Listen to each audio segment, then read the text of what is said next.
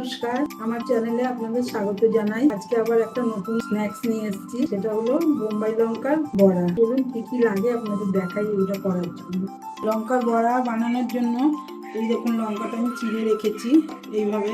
পরে লাগবে আলু সিদ্ধ, ধনে পাতা, পেঁয়াজ কুচি, রসুন বাটা, আদা বাটা, লঙ্কা, হলুদ, পরিমাণ মতো নুন।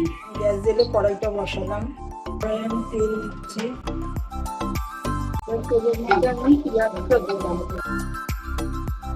পেঁয়াজটা ভাজা ভাজা হয়ে গেছে, এবার আমি দিলাম রসুন বাটা, আদা বাটা, দিচ্ছি একটু হলুদ, খানিকটা লঙ্কা বাটা, এবারে দিচ্ছি স্বাদ মতো নুন। আর আমি বলতে ভুলে গেছিলাম, এটা রাখা আছে জিরে ধনের গুঁড়ো 1 চামচ করে, 1 চামচ গরম মশলা গুঁড়ো একসাথেই রাখা আছে, এটাও দিয়ে দিলাম। এবার মশলাটা ভাজা ভাজা হয়ে গেছে, এবার আমি সেদ্ধ করা আলুটা হাতে ম্যাশ করে দিয়ে দিচ্ছি। একটু ধনে পাতা কুচি ছড়িয়ে দিলাম। এটা হয়ে গেছে, এবার আমি এটা বাটিতে তুলে রাখছি। এইভাবে লঙ্কার ভেতর আমি পুরগুলো সব ভরছি। বড়াটা ভাজার জন্য ব্যাটারটা রেডি করেছি।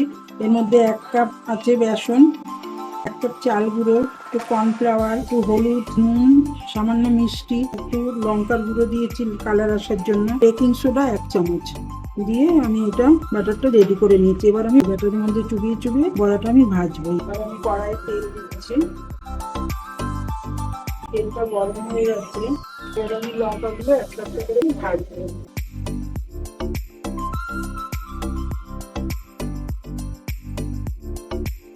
ভাজাটা হয়ে গেছে, এই দেখুন এইভাবে লাল লাল করে আমি সবগুলো ভেজে নেব।